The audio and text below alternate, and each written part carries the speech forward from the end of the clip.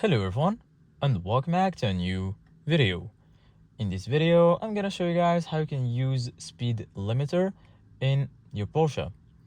This solution will work for the Porsche Cayenne, for the Porsche Macan, Panamera, 911, 718, Boxster and your Porsche Cayman.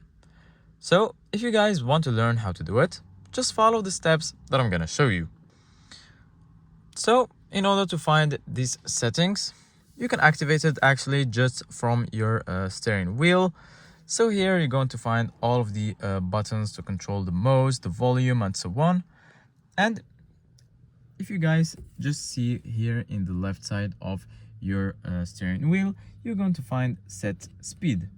So just give it a push and then you're going to be able to set the speed limit that you want. So it's pretty simple to add the speed limit that you want while you're driving. All of your driving options, you're going to find them right here. So you can just adapt your settings just from your steering wheel. If you want to see some other driving settings, you're going to find them just here in the car settings.